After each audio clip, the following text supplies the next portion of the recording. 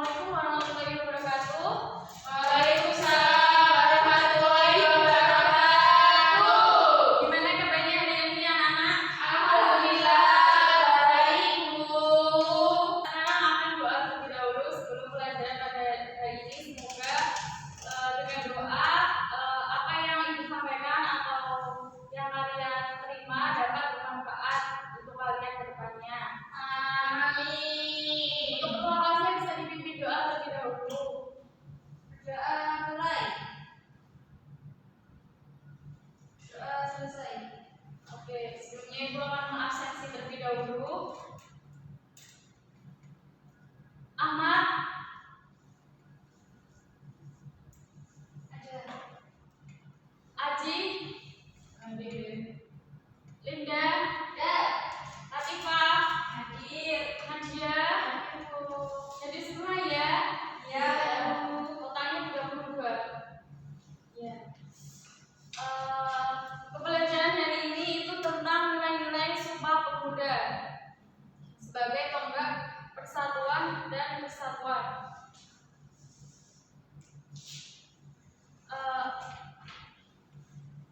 Dari pembelajaran ini diharapkan nanti siswa dapat mengidentifikasi peristiwa Sumpah Pemuda bagi kehidupan kebangsaan di Indonesia. Selain itu dapat menjelaskan nilai-nilai Sumpah Pemuda di masa kini.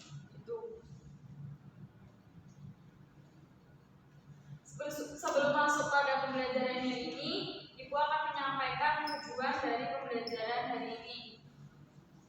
Tujuan pembelajaran hari ini yaitu dengan menyimak penjelasan atau media pembelajaran yang akan Ibu sampaikan nanti, siswa dapat menjelaskan nilai-nilai Sumpah Pemuda. Lalu setelah adanya group investigation, maksudnya di sini Ibu nanti akan membentuk kalian dalam kelompok kecil yang nantinya kalian akan melakukan analisis tentang materi kita, yaitu nilai-nilai Sumpah Pemuda bagi bangsa Indonesia dengan tentunya disertai contoh. Lalu dalam penugasan kelompok kalian akan membuat suatu clipping. Nah, clipping itu dianalisis dengan nilai-nilai Sumpah Pemuda dan tonggak persatuan disertai bukti. Oke, setelah Ibu menjelaskan tujuan pembelajaran hari ini, Ibu akan review terlebih dahulu materi pada minggu kemarin. Ada yang masih ingat materi pada minggu kemarin? Pemuda. Ya, Sumpah Pemuda seperti apa? Karena pada minggu ini juga kita membahas tentang Sumpah Pemuda. Ayo tidak? Iya, betul banget, latar belakang Sumpah Pemuda. Nah, apa sih Sumpah Pemuda itu? Ada yang tahu, masih ingat? Saya, Bu. Iya. Nadia, apa Nadia? Sumpah Pemuda adalah organisasi pemuda terpelajar yang merupakan sebuah peristiwa penting yang memiliki tekad kuat untuk mempersatukan bangsa Indonesia. Iya, betul sekali. Adanya tekad yang kuat untuk menyatukan bangsa Indonesia. Lalu, Sumpah Pemuda, apa sih? Ada yang tahu Sumpah Pemuda itu? Maksud saya, latar belakang Sumpah Pemuda. Tadi udah menjelaskan Sumpah Pemuda. Sekarang latar belakang Sumpah Pemuda. Ada yang masih ingat? Saya, Bu. Ya, jadi latar belakang Sumpah Pemuda itu munculnya pergerakan nasional dari golongan intelektual karena adanya kesadaran nasional. Oh ya, betul sekali. Dari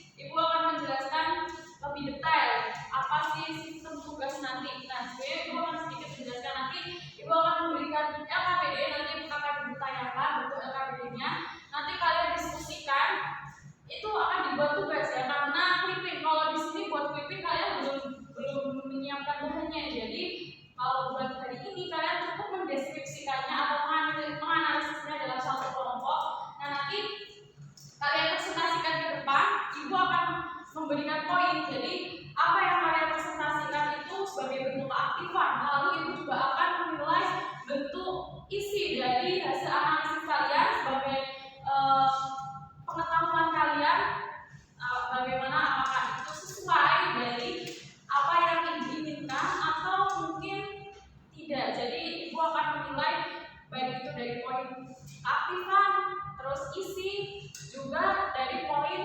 Nanti kalau kuliahnya udah jadi, nanti akan ada poin kreativitas. Jadi itu 3 poin yang akan ibu tonjolkan dari tugas atau presentasi pada hari ini dan tugas untuk minggu depan. Nah, ibu sudah menyampaikan baik itu mereview maupun tujuan dari pembelajaran. Selanjutnya ibu akan masuk pada pembelajaran hari ini, nilai-nilai sekolah muda sebagai tonggak persatuan dan kesatuan. Konteks dari pembelajaran ini ada 4. Yang pertama federasi dan konsol mata. Lalu ada kongres pemuda 1, kongres pemuda 2, dan nilai-nilai penting Sumpah Pemuda. Nah, sebelum ibu lanjut, ada yang tahu federasi konsol mata itu mungkin udah baca di rumah? Ada yang tahu? Tahu Bu, adanya peran Soekarno. Iya, betul sekali, adanya peran Soekarno. Jadi beliau adalah penggagas aktif federasi konsol mata, membantu dengan organisasinya saat itu. Beliau aktif yaitu PMI, juga dibantu oleh atau dapat dukungan dari Bung Hatta. Lalu ada yang tahu kongres pemuda 1 poin pentingnya yang kalian udah baca di rumah? Adanya bahasa persatuan Bu. Iya, betul sekali, adanya bahasa persatuan. Jadi hasil dari kongres pemuda 1 itu adanya bahasa persatuan yang direalisasikan dalam perkumpulan saat itu. Sekarang ibu masuk pada materi yang pertama, yaitu federasi konsol mata. Nah, seperti yang disampaikan oleh teman kalian, yaitu adanya peran dari Soekarno. Beliau itu tokoh aktif pada saat itu yang tergabung PMI. PMI itu bukan organisasi kedaerahan ya, jadi ada banyak organisasi kedaerahan pada saat itu. Kalau PMI ini organisasi Indonesia dengan nama Indonesia, jadi mereka yang menerima banyak dari luar organisasi. Misal nih Latifah dari mana Lamongan mau gabung sama PMI boleh, walaupun PMI itu bukan asli dari Lamongan, tapi kalau di dalam daerahnya Latifah itu ada organisasi sendiri yang didirikan khusus orang Lamongan, itu mereka nggak akan bisa terima orang dari luar Lamongan gitu. Itu bedanya organisasi kedaerahan dengan organisasi non kedaerahan. Jadi kalau PMI ini adalah organisasi non kedaerahan, makanya mereka ingin menyatukan organisasi-organisasi yang banyak di daerah-daerah itu untuk menjadi satu organisasi gitu. Nah, yang pertama perkembangan golongan intelektual di Indonesia pada awalnya ditandai dengan banyaknya pemuda yang berpikiran maju dan memikirkan nasib bangsanya. Nah, memikirkan nasib bangsanya ini yang perlu digarisbawahi. Jadi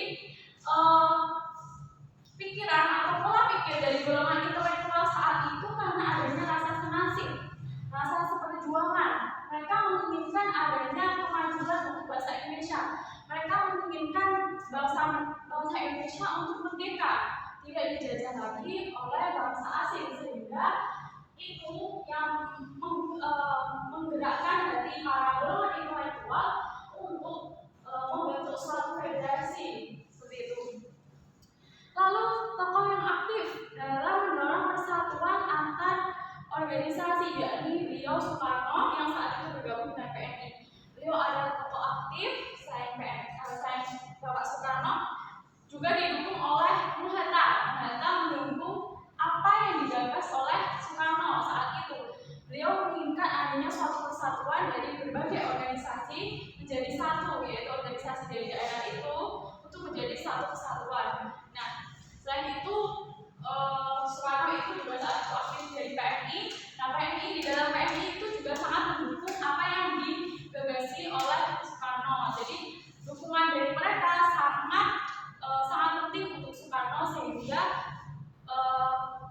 beliau mendorong adanya persatuan antar organisasi. Lalu Soekarno menyebut federasi tersebut yakni Konsol Matang. Jadi Konsol Matang itu yang memberi nama itu Soekarno pada saat itu, di mana tujuannya itu untuk menantang diskriminasi yang dilakukan oleh bangsa orang kulit putih. Jadi bangsa yang superior itu melakukan dari pembentukan federasi ini bertujuan untuk menghilangkan diskriminasi tersebut, yang diharapkan dari realisasinya federasi ini tidak adanya diskriminasi. Lalu pembentukan federasi Konsularan ini mendapatkan sambutan yang sangat positif dari organisasi-organisasi pemuda dan pergerakan nasional. Jadi di Indonesia itu banyak sekali organisasi-organisasi pemuda pergerakan nasional yang ada pada saat itu. Nah, organisasi-organisasi tersebut menyambut aktif atau menyambut positif dari adanya keinginan Soekarno atau organisasi saat itu yang menginginkan adanya persatuan. Mungkin karena Soekarno itu merupakan salah satu orang yang disegani juga, dan pola pikirnya menurut mereka merupakan pola pikir yang tepat pada saat itu untuk bangsa Indonesia, sehingga mereka membuka tangan mereka atau membuka pikiran mereka bahwa apa yang diinginkan Soekarno itu merupakan hal yang positif, dan mereka menghilangkan ego mereka untuk bangsa Indonesia. Mengapa sih Soekarno membentuk federasi antar organisasi pergerakan itu? Jadi Soekarno membentuk federasi ini untuk menyatukan bangsa Indonesia seperti yang disampaikan sebelumnya, untuk menghilangkan diskriminasi, juga untuk memperjuangkan bangsa Indonesia itu agar lebih efektif dan efisien. Jadi misalnya nih, banyak organisasi yang memiliki tujuan atau maksud yang sama, tetapi mereka memiliki pola pikir yang berbeda. Jadi ada yang menggunakan bentuk perjuangan A, ada yang menggunakan bentuk perjuangan B, tapi mereka memiliki satu tujuan yang sama, mereka memiliki satu nasib yang sama. Nah, daripada memiliki organisasi yang berbeda-beda, mending disatukan jadi satu, itu lebih efektif, jadi lebih efisien juga dalam mencapai suatu tujuan karena adanya keinginan yang sama, pengorbanan yang sama seperti itu. Selanjutnya pada 17 sampai 18 Desember 1927, perwakilan organisasi pergerakan nasional dan organisasi pemuda seperti Jom Sumatera Network, Pemuda Kaum Betawi, Pemuda Pasundan berkumpul di Bandung dan merealisasikan pembentukannya federasi tersebut. Jadi bentuk dukungan yang positif itu terlihat juga ketika adanya kumpulan-kumpulan yang lain. Jadi mereka melakukan kumpulan-kumpulan yang lain itu juga menunjukkan bahwa mereka setuju adanya persatuan dan kesatuan. Nah, lalu dari pertemuan tersebut dihasilkan federasi, yakni Perhimpunan Politik Kebangsaan Indonesia atau PPKI. Nah, tujuan dari pembentukan PPKI ini itu untuk mencegah perselisihan antara partai dan organisasi. Jadi di sini maksudnya itu partai dan organisasi pada saat itu tuh banyak banget. Nah, untuk meminimalisir atau mencegah perselisihan, jadi dari pertemuan 17 sampai 18 Desember itu dibentuk PPKI untuk menangani hal tersebut agar meredam adanya perselisihan. Selain itu, untuk menyatukan arah dan cara berkreasi dalam perjuangan kemerdekaan Indonesia. Jadi untuk menyatukan arah dan cara, jadi dalam membentuk suatu kemerdekaan itu tentu perlu namanya strategi, itu perlu namanya arah. Nah, PPKI ini diharapkan dapat menyatukan arah dan cara beraksi dari berbagai organisasi itu disatukan jadi satu, dan PPKI diharapkan dapat menyatukan arah mereka gitu, dalam mencapai kemerdekaan Indonesia serta mengembangkan persatuan kebangsaan Indonesia. Itu yang diharapkan ya, seperti lambangnya, yaitu lambang bahasa Indonesia. Apa sih lambang kebangsaan Indonesia? Ada yang tahu? Tidak? Bahasa Indonesia. Ya, bahasa Indonesia dan Bendera merah putih. betul sekali, bahasa Indonesia dan bendera merah putih nanti akan terlihat pada kongres selanjutnya. Adanya bahasa persatuan, adanya bendera merah putih direalisasikan sebagai bendera Indonesia. Lalu Kongres Pemuda 1. Nah, Kongres Pemuda 1 ini merupakan representasi dari cita-cita persatuan organisasi-organisasi pemuda di Indonesia. Maksudnya representasi itu adanya kesamaan tujuan atau menyatukan organisasi-organisasi yang berbeda tadi jadi satu pemikiran. Nah, itu salah satunya dengan mengadakan Kongres Pemuda 1. Nah, Kongres Pemuda 1 ini bertujuan untuk mencapai persatuan pemuda Indonesia dengan menanamkan semangat kerjasama dan dengan di antara pemuda Indonesia untuk mewujudkan Indonesia yang diinginkan. Nah, seperti itu. Jadi tujuan Kongres Pemuda 1 ini sebenarnya hampir sama seperti federasi ataupun yang lain yang mereka memiliki tujuan untuk menyatukan bangsa Indonesia. Jadi dalam menyatukan itu butuh suatu perjuangan yang panjang sehingga mereka selalu mengadakan suatu pertemuan itu untuk benar-benar mencapai suatu kesatuan tersebut. Nah, hasil penting dari Kongres Pemuda 1 ini adalah seperti munculnya bahasa persatuan. Nah, bahasa persatuan ini direalisasikan pada Kongres Pemuda 1 seperti yang disampaikan Linda tadi. Lambang dari Indonesia itu salah satunya bahasa persatuan. Itu seperti itu adalah ikon ya dari bangsa Indonesia. Jadi bahasa persatuan ini terrealisasi ketika Muhammad Yamin menyampaikan pidato dalam Kongres Pemuda 1. Nah, pada saat itu yang hadir dalam Kongres Pemuda 1 merasa bahwa apa yang disampaikan oleh Muhammad Yamin itu adalah sesuatu yang tepat dan perlu adanya tindak lanjut atau perlu direalisasikan, sehingga pemuda saat itu merealisasikan apa yang diucapkan dalam pidato Muhammad Yamin dengan menghasilkan bahasa persatuan yaitu bahasa Indonesia. Selain itu juga disepakati bahwa bahasa Melayu sebagai bahasa persatuan yang disebut sebagai bahasa Indonesia. Nah, untuk menegaskan hal tersebut, jadi hal tersebut itu maksudnya adalah bahasa persatuan tadi. Fabrani itu mengusulkan atau menegaskan untuk membahasnya lagi dalam kongres-kongres selanjutnya. Nah, pada tanggal 15 Agustus 1926 kembali diadakan konferensi. Nah, konferensi ini membentuk suatu badan permanen di mana yaitu dengan nama JONG Indonesia. Nah, JONG Indonesia ini bertujuan untuk menanamkan dan mewujudkan cita-cita persatuan seluruh Indonesia.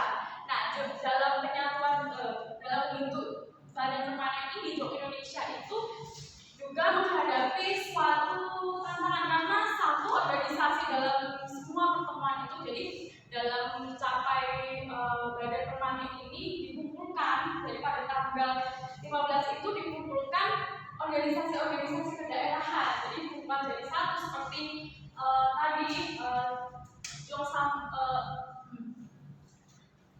yang tadi ada yang Betawi itu, terus ada yang lainnya banyak sekali itu organisasi kedaerahan itu dikumpulkan dan di sana mereka dimintai apakah setuju dengan dibentuknya JONG Indonesia ini. Ada satu organisasi yang tidak setuju pada saat itu dan seluruh organisasi itu setuju, tapi satu itu tidak setuju karena tidak mencapai mufakat. Jadi diadakan pertemuan lagi di mana menghasilkan bahwa JONG Indonesia itu ditetapkan sebagai badan permanen gitu. Nah, tujuan dari JONG Indonesia itu seperti yang disampaikan untuk menanamkan dan mewujudkan cita-cita persatuan seluruh Indonesia. Selanjutnya, mungkin ada yang ditanyakan terlebih dahulu sebelum Ibu lanjutkan pada Kongres Pemuda 2. Mungkin ada yang ditanyakan? Tidak ada?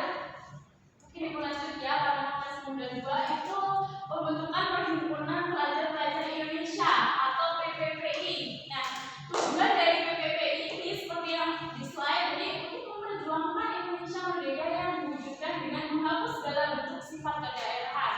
Nah, sifat kedaerahan seperti apa, Bu? Sifat kedaerahan yang mereka memandang daerahnya masing-masing, khasnya masing-masing. Misal di Bojonegoro itu punya ciri khas pemikirannya A. Jadi mereka nggak mau menerima pemikiran B dari daerah lain di luar Bojonegoro. Itu salah satu bentuk menanamkan sifat kedaerahan. Nah, jadi di dalam organisasi-organisasi kedaerahan saat itu banyak organisasi yang menjunjung tinggi sifat kedaerahannya. dengan ideologi mereka masing-masing dan mereka nggak mau menerima dari orang tua selain dari daerahnya sendiri. Makanya itu digagasnya atau terus-menerus dibentuk bangsa Indonesia mencapai persatuan bangsa Indonesia. Lalu dengan semangat tersebut semakin menggelora, para pemuda menyepakati menyelenggarakan Kongres Pemuda II. Nah, dalam Kongres Pemuda II ini terdapat hasil keputusan, yaitu yang pertama lagu Indonesia Raya ditetapkan sebagai lagu bahasa Indonesia, lalu bendera merah putih ditetapkan sebagai bendera Indonesia, terus mengucapkan kita Sumpah Pemuda yang mana berbunyi sebagai berikut. Mungkin mungkin anak-anak sudah hafal pastinya ya, karena dari TK bahkan itu sudah sering dibacakan oleh gurunya, walaupun tidak dihafalkan karena memang seperti ini itu tidak perlu dihafalkan tapi cukup dimengerti dan ingat di kepala seperti itu. Nah, yang terakhir ini adalah nilai-nilai Sumpah Pemuda. Nilai-nilai Sumpah Pemuda ini bagaimana nilai-nilai ini Sumpah Pemuda dapat menjadi tauladan penting untuk generasi muda saat ini. Nah, ada itu yang satu, nasionalisme para pemuda yang semakin menguat. Terus dua, peran-peran pemuda yang besar dalam usaha meraih kemerdekaan Indonesia. Dan yang ketiga, dalam mewujudkan cita-cita persatuan, para pemuda menyadari perlunya kebersamaan dan saling menghargai, adanya musyawarah dan mencapai mufakat. Jadi musyawarah dan mufakat itu merupakan salah satu tauladan dari nilai-nilai Sumpah Pemuda, karena tanpa adanya suatu mufakat dalam suatu perkumpulan atau dengan berbagai kepala ya istilahnya, itu tidak akan mencapai hasil yang diinginkan walaupun memiliki tujuan yang sama. Jadi nilai-nilai Sumpah Pemuda ini menunjukkan perubahan yang besar di organisasi-organisasi pemuda yang bersifat kedaerahan, yang memiliki sifat kedaerahan. Mereka melepas sifat kedaerahan tersebut demi persatuan bangsa Indonesia. Nah, jadi di sini itu bagaimana generasi muda mentauladani nilai-nilai Sumpah Pemuda dengan meninggalkan yang buruk dan menjunjung yang positif seperti itu. Jadi nilai-nilai Sumpah Pemuda masuk pada dahulu dengan adanya banyak perang, diplomasi, aksi-aksi yang banyak dilakukan pada dulu, mungkin fisik, dulu sering fisik ya, walaupun sekarang itu juga mungkin ada, tapi kalau saat ini kita sebagai pelajar itu juga nggak perlu adanya fisik, kita bisa melakukannya secara diplomasi atau secara pikiran kita mengutarakan kritis kita dalam suatu pertemuan, dalam suatu kelas, itu kita bisa merupakan salah satu untuk menjunjung nilai Sumpah Pemuda. Nah, contoh semangat Sumpah Pemuda yang menginspirasi para pemuda dalam menunjukkan perubahan dalam berbagai bidang. Adanya perjuangan mahasiswa yang menginginkan stabilitas politik dan perbaikan ekonomi. Jadi itu juga salah satu bentuk suatu nilai-nilai Sumpah Pemuda. Mereka memperjuangkan bangsa mereka yang stabil, menginginkan bahwa mereka merasa bahwa bangsa mereka itu sudah tidak baik-baik, sehingga mereka melakukan suatu aksi, contohnya aksi demonstrasi seperti pada tahun 1966 atau mungkin yang baru-baru ini terjadi, yaitu aksi Omnibus Law. Itu juga salah satu contoh bagaimana mereka melakukan aksi tersebut untuk menuntut stabilitas politik di negara mereka atau stabilitas ekonomi di negara mereka.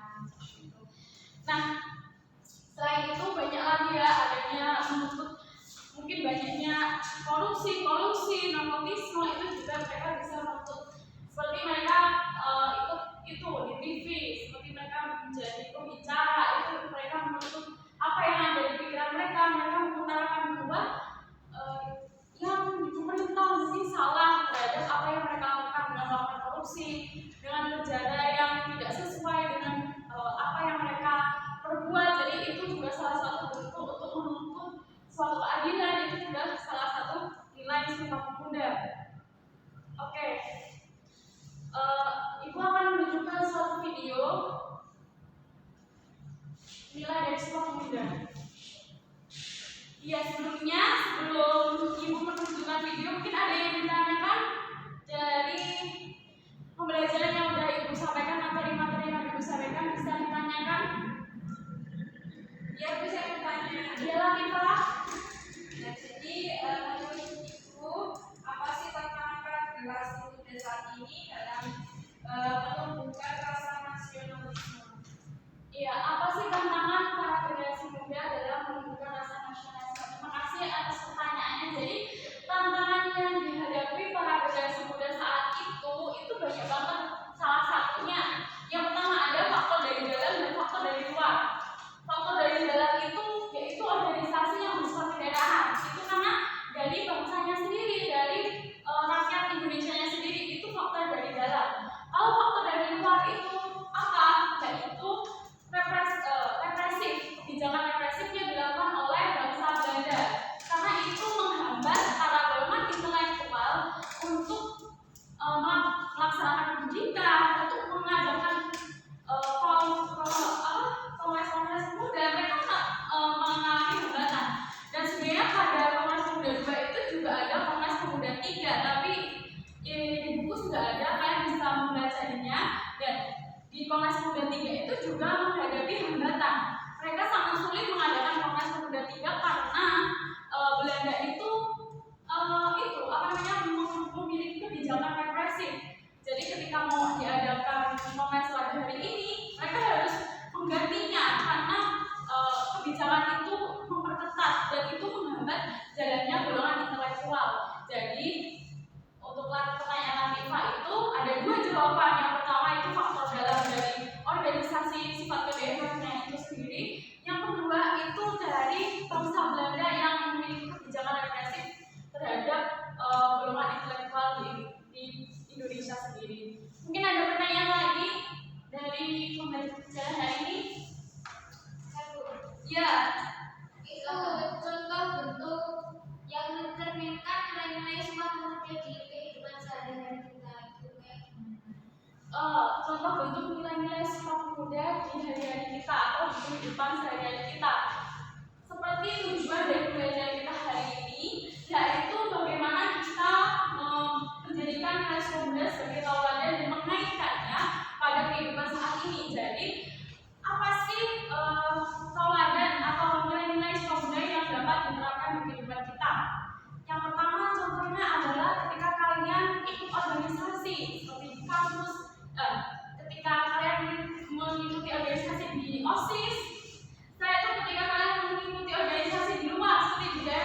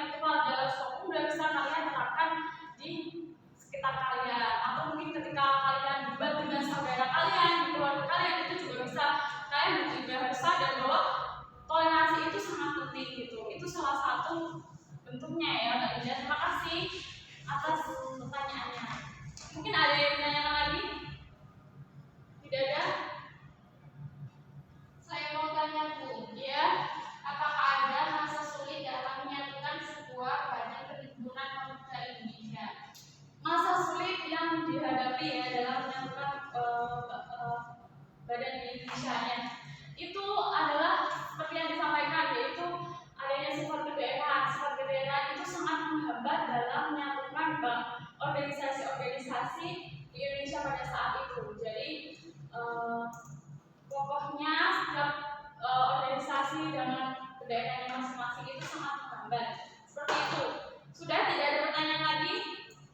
Sudah, Bu. Jika tidak ada, Ibu akan memberikan video.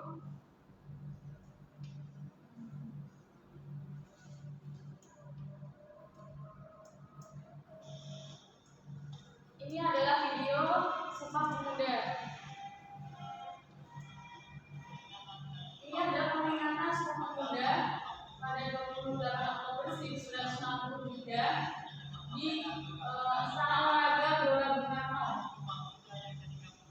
Ini menunjukkan bahwa Sumpah Pemuda itu bukan salah satu peristiwa yang bisa dilupakan begitu saja. Perannya yang begitu besar itu juga menjadi tauladan sehingga bahkan sampai sekarang pun tetap terrealisasikan nilai-nilai Sumpah Pemuda dan masih diperingati Sumpah Pemuda itu.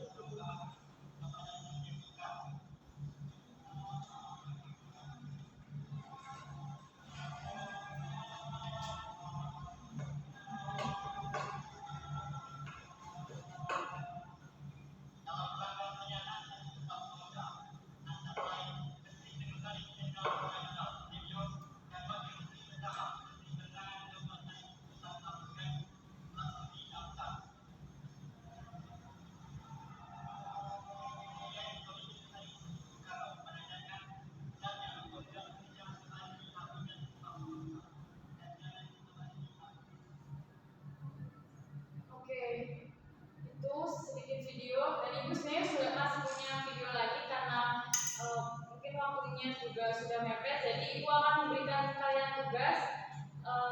Ibu akan memperlihatkan LKPD-nya, jadi seperti ini tugasnya, sistemnya. Ini seperti yang sudah Ibu sampaikan di awal pembelajaran bahwa tugasnya itu konsepnya dua, walaupun dia tugasnya satu tapi dia memiliki dua model. Jadi saat ini kalian harus mempresentasikan hasil analisis kalian, tapi itu 50% dari hasil nanti. Nah 50%-nya lagi kalian kerjakan di rumah, yaitu membuat sesuai kreativitas kalian, clipping yang sangat bagus gitu.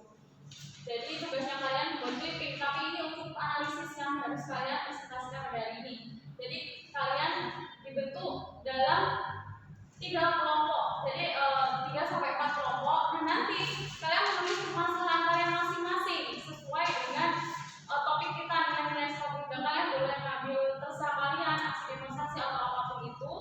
Setelah itu di dalam hasil analisis kalian atau clipping kalian harus ada contoh gambaran, terus tokoh, dampak, pandangan anggota, faktor pendorong dan faktor penghambat.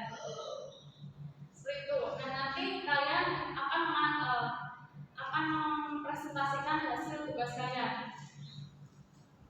Jadi udah dibentuk kelompok ya. Sekarang kalian Ibu akan memberikan waktu 10 menit cukup ya untuk mengerjakan tugasnya. Cukup. Oke, sekarang kalian silakan mengerjakan tugas kalian secara kelompok.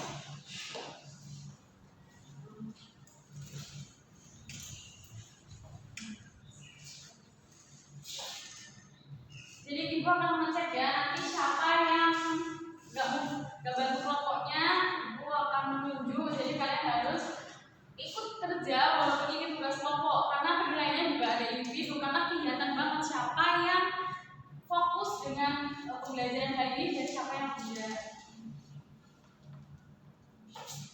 Latifah, paham dengan proses pembelajaran tugasnya hari ini? Paham. Apa masalah yang kalian angkat, kelompok kalian yang kalian angkat?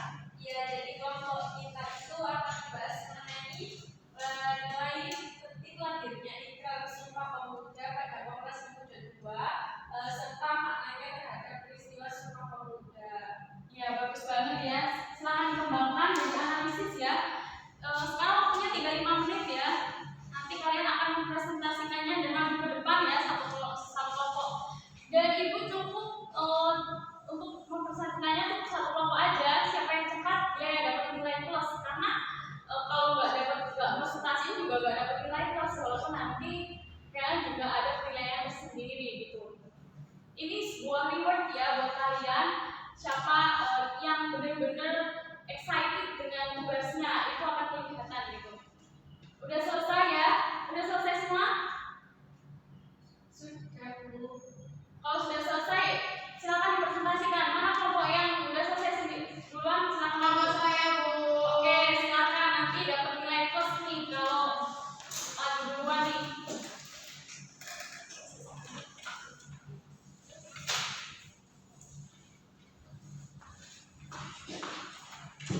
Assalamualaikum warahmatullahi wabarakatuh. Waalaikumsalam warahmatullahi wabarakatuh. Kami dari kelompok 3 mempresentasikan hasil kerja dari kelompok kami. Kami mengangkat tema mengenai nilai penting lahirnya Ikrar Sumpah Pemuda pada Kongres Pemuda 2 serta maknanya terhadap peristiwa Sumpah Pemuda. Nah, gambaran dari Sumpah Pemuda itu sendiri berasal dari kata sumpah dan pemuda. Sumpah itu diartikan sebagai janji dan harus ditepati, sehingga Sumpah Pemuda berarti janji para pemuda yang diucapkan saat Kongres Pemuda 2 di Jakarta pada tanggal 28 Oktober 1928 di gedung Asjaba Bioskop di Koningsplein North atau kini merupakan Jalan Medan Merdeka Utara. Nah, Kongres Pemuda 2 ini menghasilkan 2 keputusan yang belakangan dikenal sebagai Sumpah Pemuda. Selanjutnya akan dilanjutkan oleh teman saya juga. Untuk Sumpah Pemuda yaitu diketuai Ketua Panitia Kongres Sugondo Jojo Puspito, aktivis Perhimpunan Pelajar-Pelajar Indonesia PPPI, dan Adnan Kalobani dan lain-lain. Indonesia Student Board atau Perhimpunan Pelajar-Pelajar Indonesia, di mana merupakan organisasi yang anggotanya adalah pelajar dari seluruh Indonesia. PPPI digawangi oleh para pemuda yang terpelajar dan berpendidikan seperti mahasiswa MHS, CHS, dan seterusnya. Kongres tersebut dihadiri oleh organisasi pemuda seperti John Java, John Sumatra Pon, John Batak Pon, Pemuda Indonesia, John Islami Pon, John Kilebes, Sekretariat Hukum, dan lain-lain. Purnomo Wulan dan Sarjini Mangun Sarkoro menyampaikan pandangannya bahwa setiap rakyat Indonesia harus mendapat pendidikan kebangsaan. Faktor bahannya yaitu sifat kedaerahan yang masih kental di dalam organisasi-organisasi, dan ada juga faktor dari eksternal yakni dari asing yang membatasi gerak para golongan intelektual dengan adanya kebijakan represif yang diterapkan sehingga mengalami hambatan-hambatan dalam pelaksanaannya. Faktor pendorongnya yaitu pemuda Indonesia pada dahulu kala masih terbagi-bagi dalam kelompok-kelompok suku yang berbeda dengan tujuan menyatukan perbedaan tersebut atas nama bangsa Indonesia. Selanjutnya ada pandangan anggota. Pertama, Ikrar Sumpah Pemuda adalah karena rakyat Indonesia mulai memiliki kesadaran untuk bersatu melawan penjajah. Yang kedua, Ikrar Pemuda merupakan suatu pegangan yang berisi kesatuan pemikiran atau ideologi para pemuda di era Sumpah Pemuda sebagai pendorong persatuan dan kesatuan. Yang ketiga adalah pentingnya Ikrar Sumpah Pemuda di tengah-tengah peristiwa Sumpah Pemuda pada zaman dahulu merupakan suatu hal yang penuh makna karena merupakan pengintegrasian organisasi-organisasi pemuda daerah. Sekian presentasi dari kelompok 3. Kurang lebihnya kami mohon maaf. Wassalamualaikum warahmatullahi wabarakatuh. Terima kasih atas presentasinya dan keren sekali ya analisis dari kelompoknya, dapat nilai plus ya, dan ini bisa sebagai nilai tambahan untuk nilai-nilai ulangan dari kalian yang kurang atau di bawah dari KKM. Nah, karena sekarang udah menunjukkan akhir dari alur pembelajaran hari ini dan waktunya udah mau habis, Ibu akan menutup pembelajaran ini. Sebelum Ibu menutup pembelajaran hari ini, Ibu akan sedikit menyimpulkan dari pembelajaran ini, yaitu bahwa nilai-nilai Sumpah Pemuda dalam menyatukan organisasi pemuda itu bukan hal yang mudah, tapi merupakan salah satu hal yang tentu sulit karena memiliki hambatan-hambatan yang mempersulit dalam penyatuan itu. Dan perbedaan itu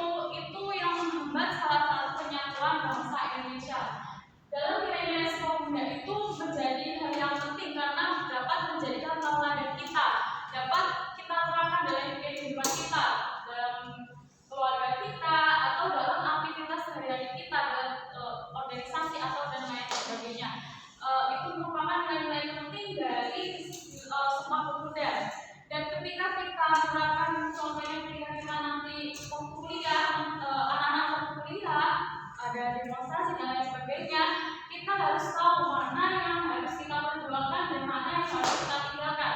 Contohnya dengan merusak fasilitas itu adalah hal yang perlu kita tinggalkan. Kita fokus pada tujuan kita, yaitu untuk mencari suatu keadilan atau menyampaikan apa yang ada pada pikiran kita saat itu.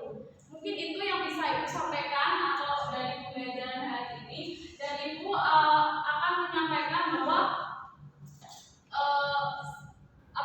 tugas kalian living itu harus selesai pada minggu depan. Jadi minggu depan itu udah nggak ada tolerir siapa yang belum selesai. Nah, mungkin tetap Ibu terima, tapi dengan poin yang berbeda, dengan yang menyelesaikan tepat waktu.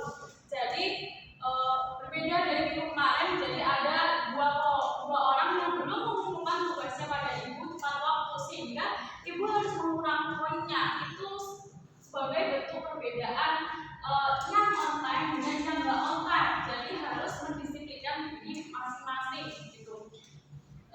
Jadi sebelum itu mungkin ada yang ditanyakan terkait tugasnya, clippingnya.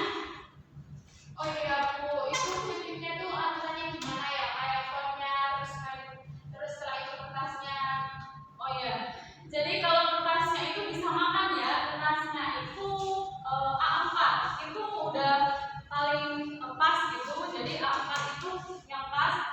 Terus untuk fontnya karena ini clipping, jadi kalian boleh pakai tulis tangan atau kalian boleh pakai di print gitu. Jadi sesuai kreativitas kalian masing-masing.